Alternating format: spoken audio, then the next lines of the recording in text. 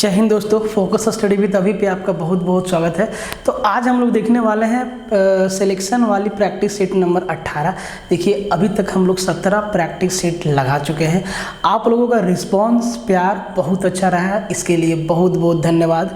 आप लोगों के कमेंट आए, कमेंट से हमें उत्साह मिलता है, हम लोगों को उत्साह मिलता है।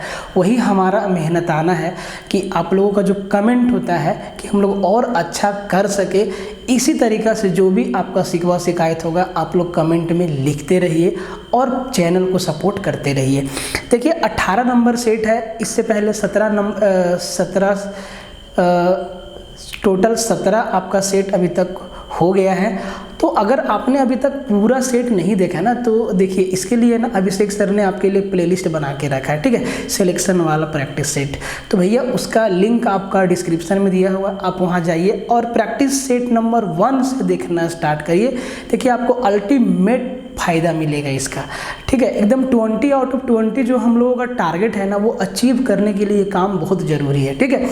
बाकी बात जो लोग कोर्स में पढ़ रहे हैं उनके लिए ये सेशन देखना बहुत ही मस्ट है। अरे भाई जो नहीं भी पढ़ रहे हो ना कोर्स में, तुम लोग भी देखो, बहुत फ़ायदा मिलेगा, ठीक है।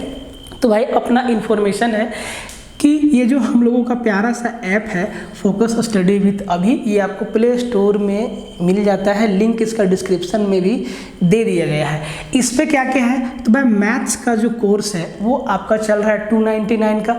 कंप्लीट अर्थमेटिक प्लस एडवांस का पैकेज है।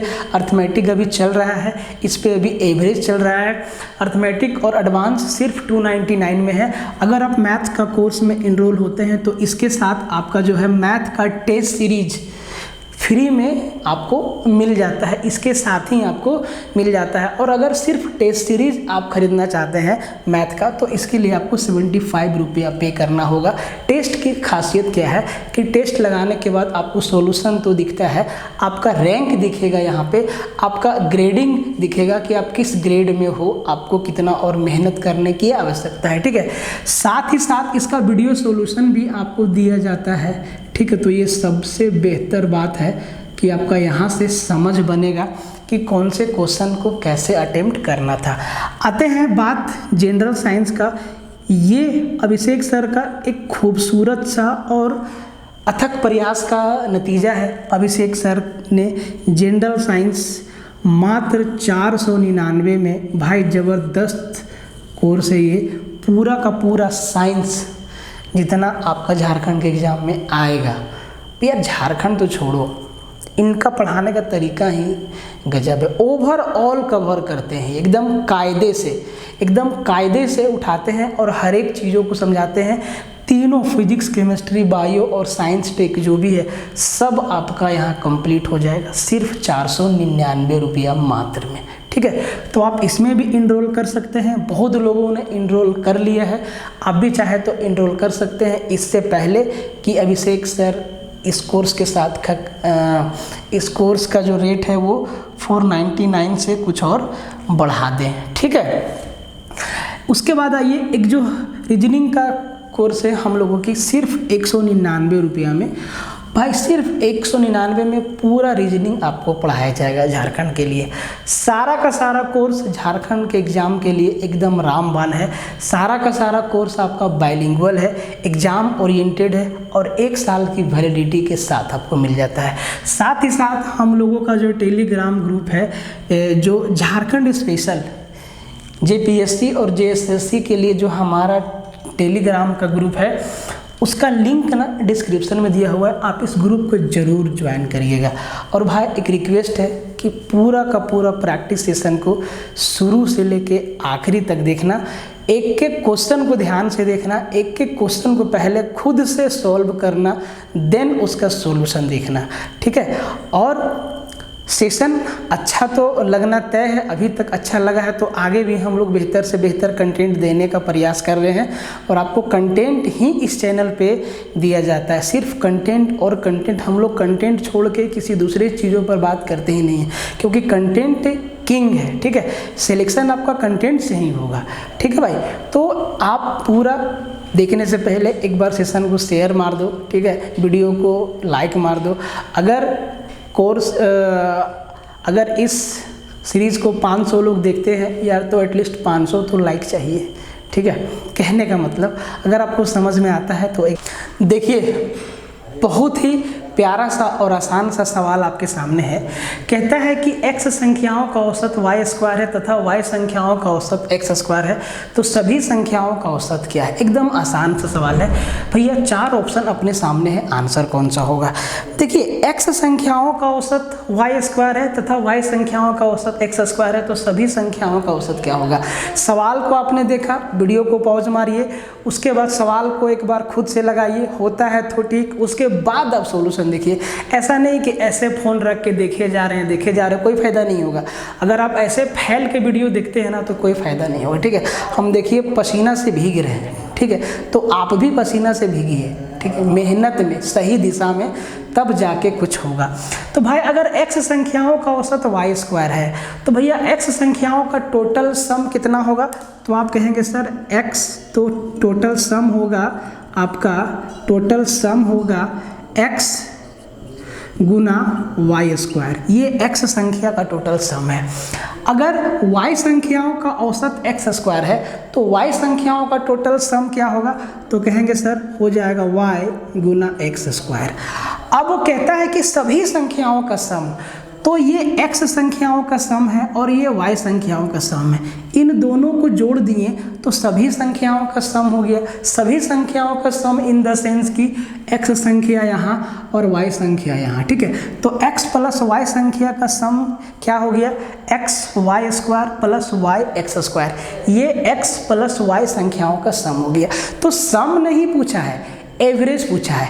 तो एवरेज में संख्याओं का जोड़ बटा संख्याओं का संख्या, तो भाई संख्या कितना है, तो संख्या है x और x प्लस y, संख्या क्या है x प्लस y। अब ध्यान से देखिए, क्या स्टेप ऑप्शन में है, तो जी नहीं है। अगर यहाँ आप ध्यान से देखिएगा x y y x, तो हम यहाँ से x और y कॉमन कर सकते हैं। जब हम यहाँ से x y कॉमन ले लेंगे तो यहाँ बचेगा y और इधर प्लस बचेगा x अपोन नीचे में है x प्लस y, और भैया ये y प्लस x, ये ऊपर का और ये नीचे का कैंसिल हो जाएगा, क्या बच जाएगा x y क्या हो जाएगा, सभी संख्याओं का एवरेज हो जाएगा, औसत हो जाएगा। कहता है कि यदि x बराबर 33 माइनस 4 रूट 35 है तो रूट x का मान क्या है। बड़ा आसान सा सवाल है वर्ग और वर्गमूल का। आपसे आपको ना x का वैल्यू दे रखा है 33 माइनस 4 रूट 35, और आपको ना आपसे पूछा क्या है, आपसे पूछा है भैया रूट x का मान। सवाल यही है, सवाल यही है, बिल्कुल सवाल यही है, ठीक है।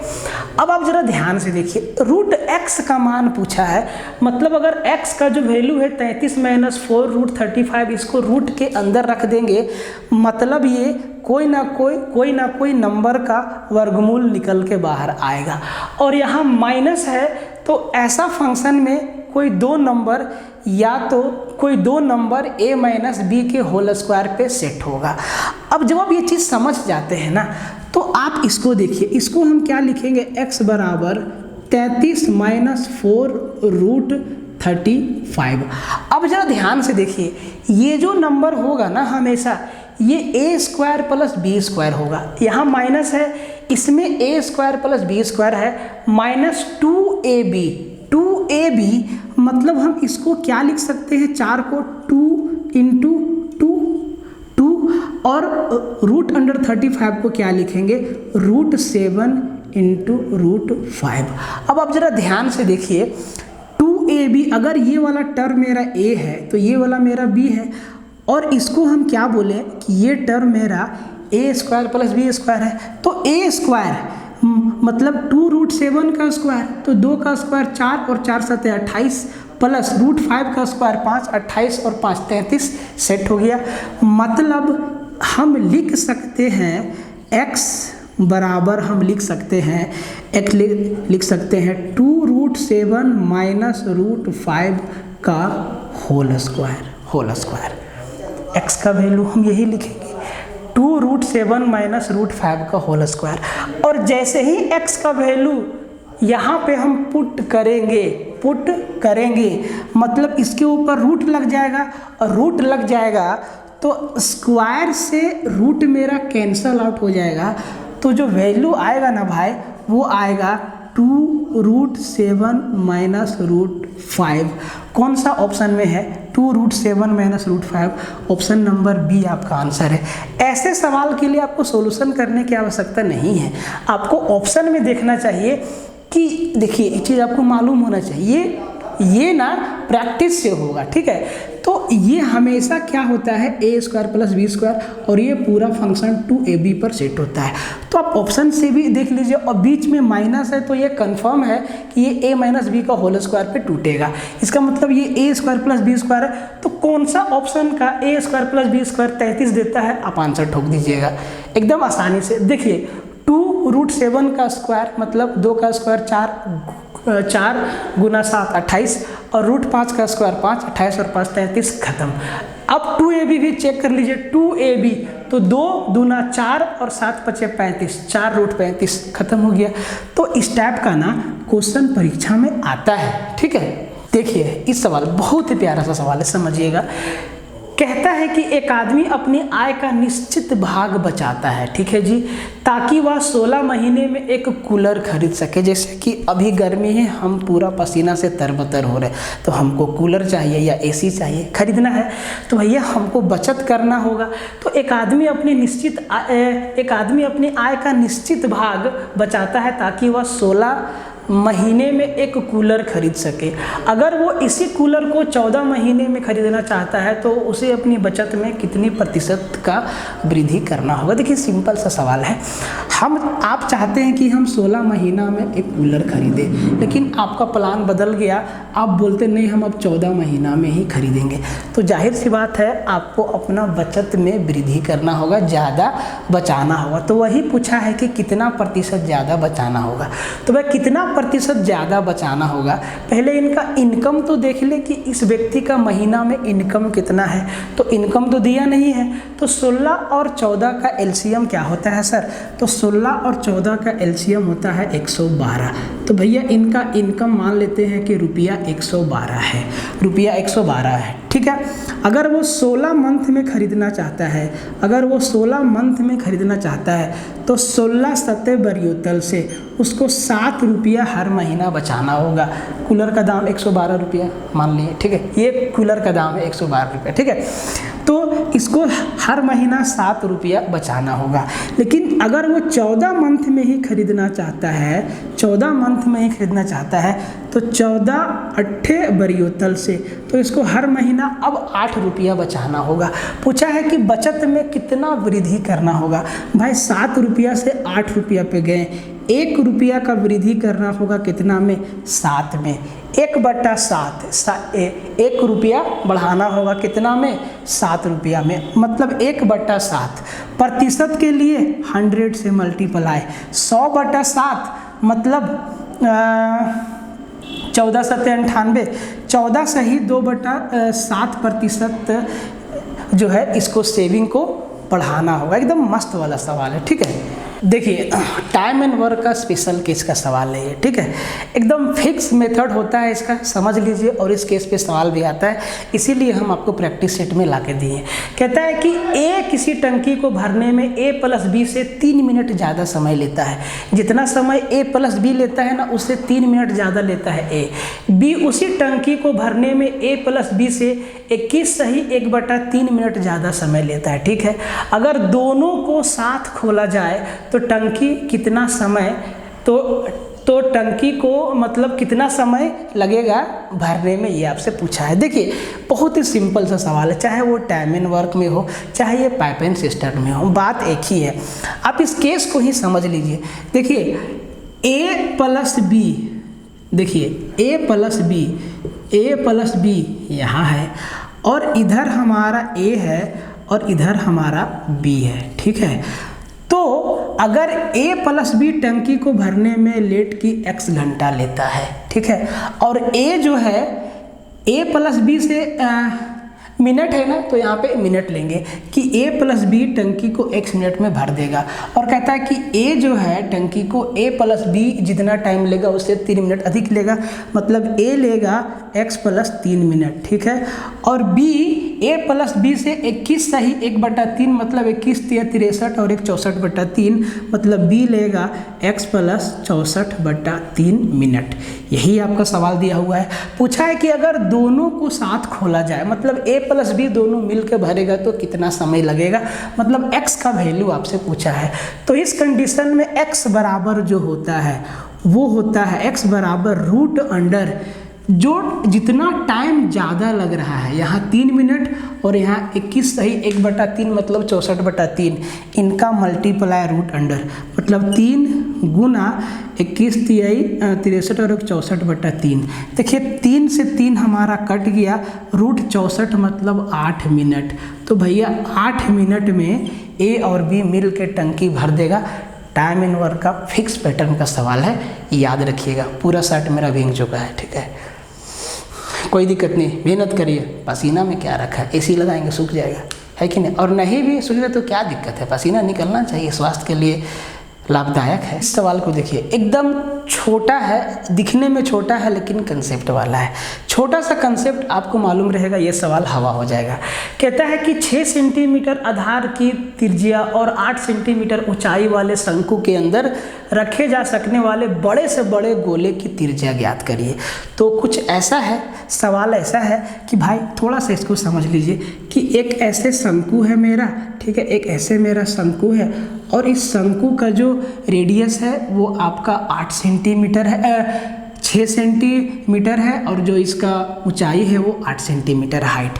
और भाई कहता है ना कि इसके अंदर ना हमको एक गोला रखना है, तो इसके अंदर बड़ा से बड़ा गोला ऐसे ना रखाएगा भाई, बड़ा से बड़ा गोला मेरा यही है, ठीक है, मतलब शंकु से बाहर नहीं होगा, शंकु के अंदर ही होगा, हाथ से बनाया है, ये गोला होगा और इसको सेंटर मारेंगे तो ये हमारा रेडियस है, ये हमारा रेडियस है, ठीक है, ये भी हमारा रेडियस है, ठीक है, ध्यान दीजिएगा, ठीक है, ये हमारा रेडियस है।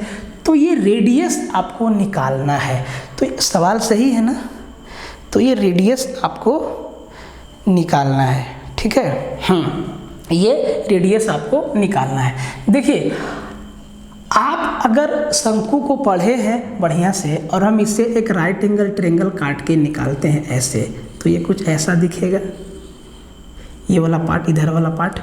तो ये जो है वो शंकु का रेडियस है और ये शंकु का हाइट है और ये शंकु का स्लांट हाइट है। और भाई मेरे सवाल है ना, हाँ, और ये मेरा, ये वाला मेरा क्या है, ये गोला का रेडियस है, देखिए, तो ये मेरा गोला का रेडियस है। तो अब ध्यान दीजिएगा, जब आपसे गोला का रेडियस पूछे, मान लीजिए गोला का रेडियस हम कुछ भी XYZ मान लेते हैं, x मान लेते हैं, ठीक है, x मान लेते हैं, तो इस x का जो वैल्यू होगा ना, इस x का जो वैल्यू होगा वो आपको याद रखना है h × r upon l + r। h क्या है, शंकु का हाइट है, r क्या है, शंकु का रेडियस है, l क्या है, शंकु का स्लांट हाइट है, तिरछी ऊंचाई है, और r क्या है, शंकु का रेडियस है। तो शंकु का आधार कितना है, 6 सेंटीमीटर, ऊंचाई कितना है, ये 6 है, ये 8 है, तो स्लांट हाइट कितना होगा, 10 होगा, क्योंकि यहाँ पे राइट एंगल ट्रायंगल बनता है।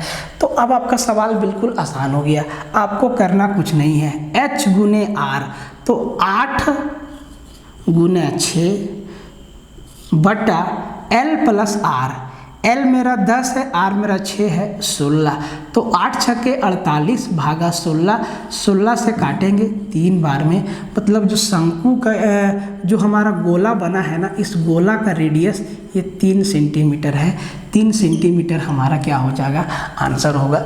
ऐसे सवाल में गोला का आयतन भी पूछ लेता है, ऐसे सवाल में गोला का टोटल सरफेस एरिया भी पूछ लेता है, कुछ भी पूछ लेता है, ठीक है। तो भैया गोला में अगर हम रेडियस मिल गया, स्फीयर का अगर रेडियस मिल गया तो सब कुछ निकाल सकते हैं, ठीक है। ये एकदम मस्त वाला सवाल है, ध्यान से देखिए और पढ़िए, ठीक है। कहता है कि 4 शहर किसी ABCD, किसी 4 शहर किसी ए नहीं 4 शहर ABCD, इसको किसी हटा दीजिए, ठीक है।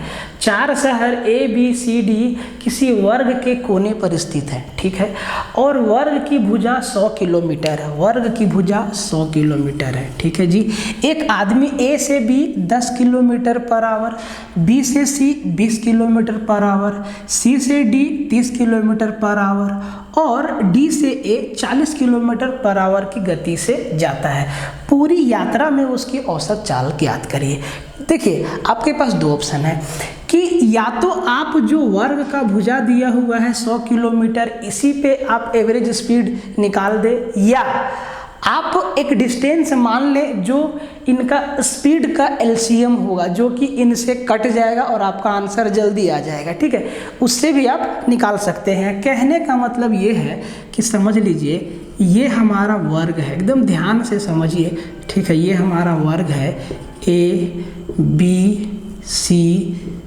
ठीक है। इनका हर एक साइड का डिस्टेंस है 100 किलोमीटर, तो हमको इस 100 किलोमीटर से मतलब नहीं है, क्योंकि 100 किलोमीटर अगर जाता है, ठीक है, तो 10 किलोमीटर के स्पीड से जाने में 100 किलोमीटर जाने में कितना 10 घंटा लगेगा, और 20 के स्पीड से जाने में 5 घंटा लगेगा, 30 के स्पीड से जाने में 10/3 घंटा लगेगा, और 40 के स्पीड से जाने में 2.5 घंटा लगेगा। तो कैलकुलेशन थोड़ा फ्रैक्शन में आ रहा है, हम नहीं चाहते हैं कि फ्रैक्शन में आए, तो हम जो डिस्टेंस मानेंगे ना भाई वो 10, 20, 30 और 40 का एलसीएम 120।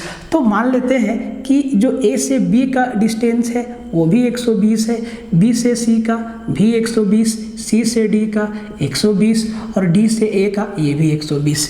अब जब कोई व्यक्ति A से B जाता है ना तो 10 किलोमीटर पर आवर की स्पीड से जाता है, तो कितना टाइम लगेगा, समय बराबर दूरी बटा चाल, दूरी है 120, स्पीड है 10, इसको 12 घंटा लगेगा, ठीक है।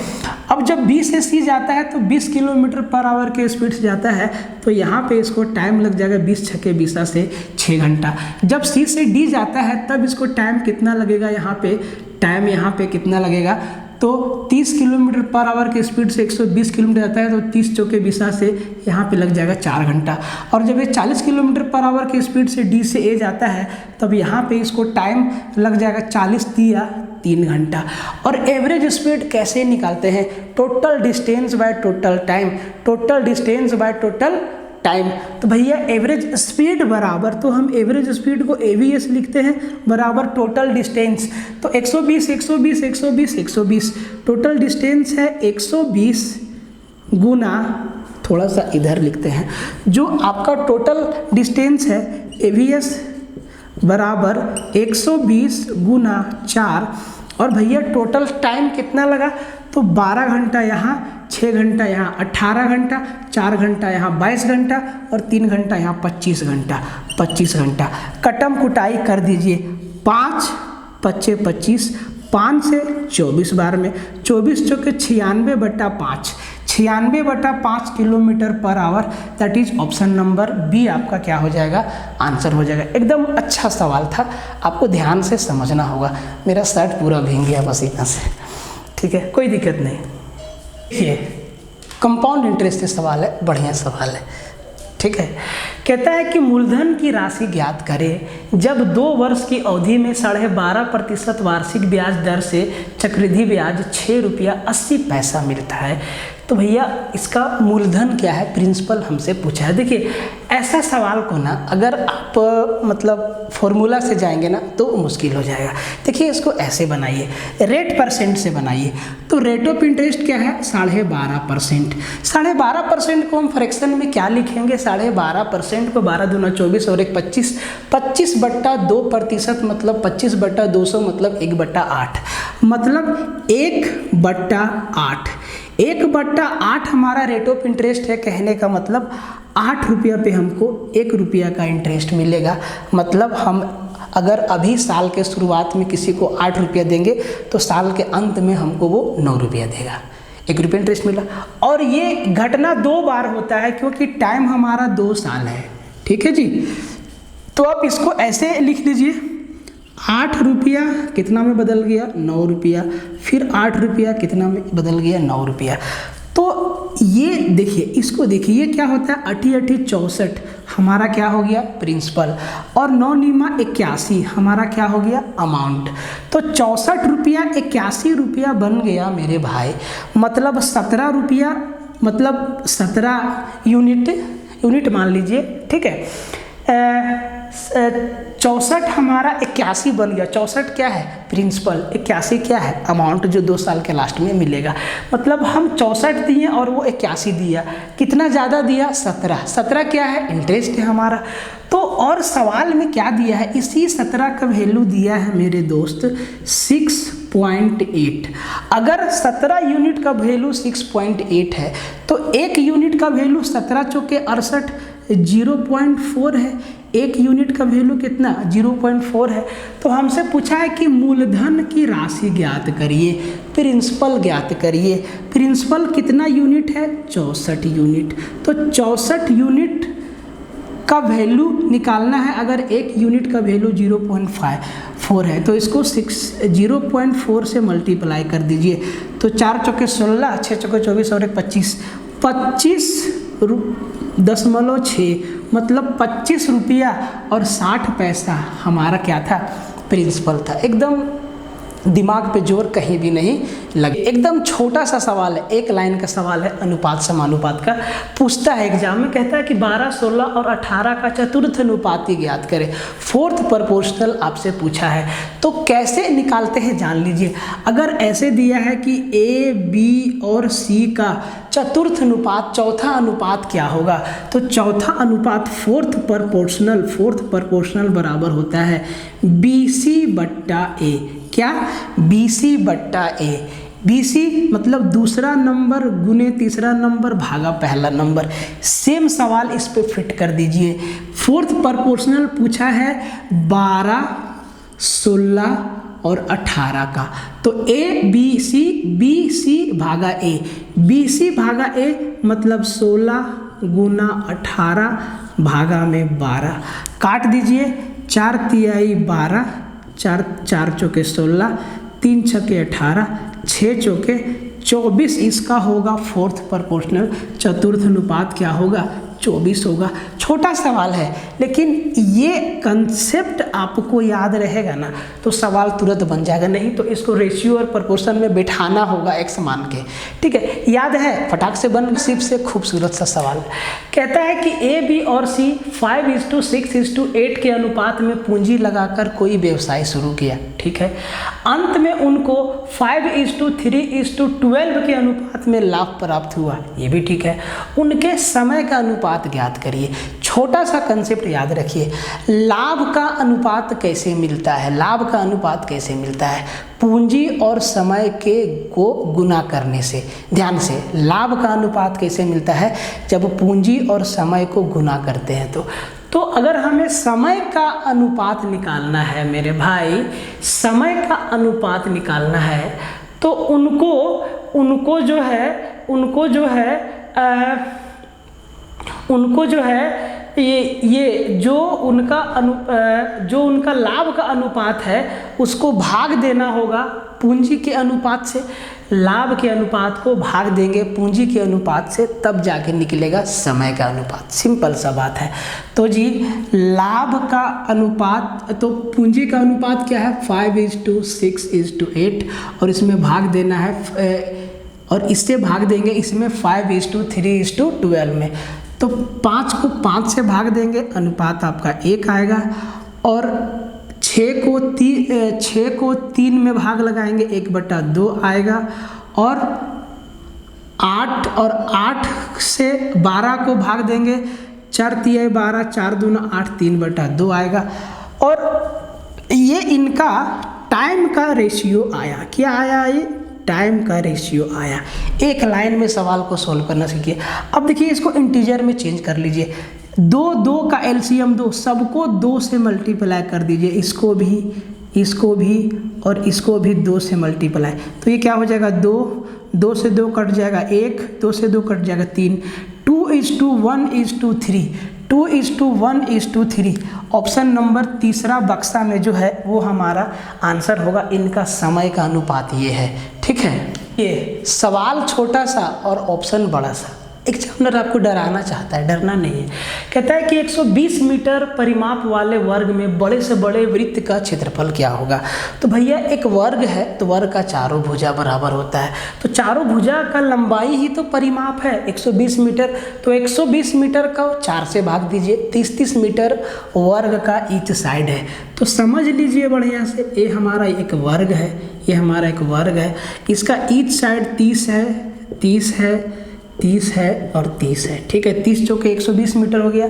अब इसमें बड़ा से बड़ा वृत्त काटना है, तो जो बड़ा से बड़ा वृत्त होगा वो चारों भुजाओं को टच करते हुए बनेगा ऐसे, और ये इसका सेंटर है। ठीक है, तो इस वृत्त, ये जो अंदर सर्कल बनाना, इसी का क्षेत्रफल आपको ज्ञात करना है। एक बात बताइए, अगर ये सर्कल है तो इसका रेडियस क्या है? देखिए ये इसका व्यास है, ये भी इसका व्यास है, तो भैया व्यास दोनों भुजाओं को टच कर रहा है, मतलब 30 मीटर का है, इधर भी 30 मीटर का। तो व्यास अगर 30 मीटर का है, डायमीटर अगर 30 मीटर है, तो भैया सर्कल का रेडियस कितना होगा? 15 मीटर। और सर्कल का रेडियस मिल गया तो एरिया, पेरीमीटर आसानी से नाप सकते हैं। तो हमसे पूछा एरिया, तो देखिए सॉल्व करना नहीं है, जैसे है वैसे ही आपको दिखा देना आंसर। तो वर्ग का क्षेत्रफल, सर्कल का क्षेत्रफल क्या होता है? पाई आर स्क्वायर। पाई का वैल्यू रख देंगे 22/7, आर स्क्वायर मतलब 15 का स्क्वायर, तो 22/7 गुना 15 का स्क्वायर सेंटीमीटर स्क्वायर। देखिए समझिएगा बात को, क्या हम सेंटीमीटर और मीटर में कंफ्यूज किए हैं, है ना? अच्छा सॉरी, यहाँ भी सेंटीमीटर है, सॉरी सॉरी सॉरी, मिस्टेक हो गया, सॉरी शक्तिमान, यहाँ भी सेंटीमीटर। ठीक है, अब ठीक है, तो सब कुछ ठीक है। तो सर्कल का जो रेडियस आया वो 15 सेंटीमीटर। ठीक है, तो अगर सर्कल का रेडियस 15 सेंटीमीटर है तो इसका एरिया क्या होगा? पाई आर स्क्वायर। पाई मतलब 22/7 सब में है, आर मतलब 15 और 15 का स्क्वायर, तो 22/7 गुना 15 का स्क्वायर किस में दिखता है? पहला ऑप्शन में, और यही आपका आंसर। इतना ही काम आपको करना था। देखिए बहुत लोग हो सकता है कि ऑप्शन देख कर डर जाएंगे, भाई करना क्या, कुछ नहीं करना, ये आपको इसी फॉर्म में आंसर देना, जैसे ऑप्शन बोलता है वैसे ही आप आंसर दे दीजिए। ठीक, देखिए कहता है कि किसी त्रिभुज की भुजाओं का अनुपात 3, 4 और 5 है, अनुपात 3, 4 और 5 है, तथा क्षेत्रफल 72 यूनिट स्क्वायर है। उस समबाहु त्रिभुज का क्षेत्रफल क्या होगा जिसका परिमाप पूर्व त्रिभुज के क्षेत्रफल के बराबर है? भाई पूरा बताने एकदम बीच गया है, अजीब लग रहा है, एकदम कच लग रहा है। तो जैसे ही हम देखें कि एक त्रिभुज है और उनका जो साइड का रेशियो है वो 3, 4, 5 है, तो 3, 4, 5 देखते ही आपके दिमाग में नहीं आया कि ये समकोण त्रिभुज का सबसे बेसिक साइड है, पहला साइड जो इंटीजर में होता है 3, 4, 5, और 3, 4, 5 हमारा सबसे पहला इंटीजर ट्रिपलेट भी है जो पाइथागोरस थ्योरम को सेटिस्फाई करता है। मतलब ये जो ट्रेंगल है ये एक राइट एंगल ट्रेंगल है। अगर राइट एंगल ट्रेंगल है मेरे दोस्त, ये राइट एंगल ट्रेंगल है, और ये साइड हमारा 3 है, 4 है, और हाइपोटेनस सबसे बड़ी भुजा कर्ण है वो 5 है, तो इसका एरिया क्या होता है? Half into base into height. तो मान लो ये x है, ये x है और ये x है, तो इसका एरिया कितना दिया हुआ है? 72 यूनिट स्क्वायर, बराबर क्षेत्रफल क्या होता है? Half into base into height, मतलब 3x इंटू 4x। यही हमारा क्या दिया हुआ? एरिया दिया हुआ है। तो भैया 4 तिहाई 12 और 12 छक्के 72, और 4 तिहाई 12 और 12 छक्के 72 और 6 दूना 12, x स्क्वायर बराबर कितना हो गया? 12। तो x बराबर कितना? √4 तिहाई 12, 4 तिहाई 12 मतलब 2√3। x का वैल्यू कितना आ गया? 2√3। तो x हमारा कितना हो गया? 2√3, 2√3, तो 2√3, ठीक है, 2√3 ठीक से काट देना, 4 तिहाई 12, 12 छक्के 72, 6 दूना 12, ठीक है। तो x का वैल्यू आ गया 2√3। तो भैया इसका परिमाप कितना है? इसका परिमाप कितना है? तो 4 और 5 9 और 3 12, 12x, और 12x मतलब इसका परिमाप क्या है? तो इसका परिमाप है 12, और x की जगह पर 2 √3 मतलब 12 दूना 24 √3 इस त्रिभुज का परिमाप है। और ये परिमाप है, ये बराबर है एक समबाहु त्रिभुज के परिमाप के बराबर। तो समबाहु त्रिभुज का तीनों भुजा बराबर, अगर तीनों भुजाओं का जोड़ 24 √3 है तो एक भुजा कितना होगा जी? तो 8 √3 8 √3 होगा। अगर एक भुजा मतलब इसका प्रत्येक भुजा 8 √3 होगा। तो भाई इस समबाहु त्रिभुज का क्षेत्रफल, तो समबाहु त्रिभुज का क्षेत्रफल क्या होता है? √3/4 इंटू भुजा का स्क्वायर। ठीक है, √3/4 इंटू भुजा का स्क्वायर। तो √3/4, तो √3/4 इंटू भुजा का स्क्वायर मतलब 8 √3 गुना 8 √3। तो देख लो भाई, 4 दूना 8 और 8 दूना 16, √3 इंटू √3 16 तिहाई 48 √3 यूनिट स्क्वायर। देखो सबके साथ लगा है, इसके साथ भी है, इसके साथ भी है, इसके साथ भी, इसके साथ भी है। तो 48 √3 यूनिट स्क्वायर समबाहु त्रिभुज का क्षेत्रफल होगा। ठीक है, तो मेरे भाई इतना हम भीग चुके हैं कि एकदम अब एकदम अजीब सा लग रहा है। आप देख सकते हैं हर तरफ से हम भीग गए हैं पसीना से, तो इससे आगे हम बता नहीं सकते हैं, एकदम बरसात जैसा भीग गया है। तो भाई माफ़ी, अगला सेट आपका कंप्लीट होगा। ये सेट के लिए माफ़ करना हमको, हम आपको जो भी सवाल बताएं सब बढ़िया सवाल बताए हैं, और आप पूरा वीडियो को देखिए, आखिरी तक देखिए एकदम। ठीक है, बाकी का बाकी आपका, अब ये सेट आपका 19वां था, 20वां सेट में आपका सारा का सारा क्वेश्चन करा दिया जाएगा। ठीक है, तब तक के लिए जय।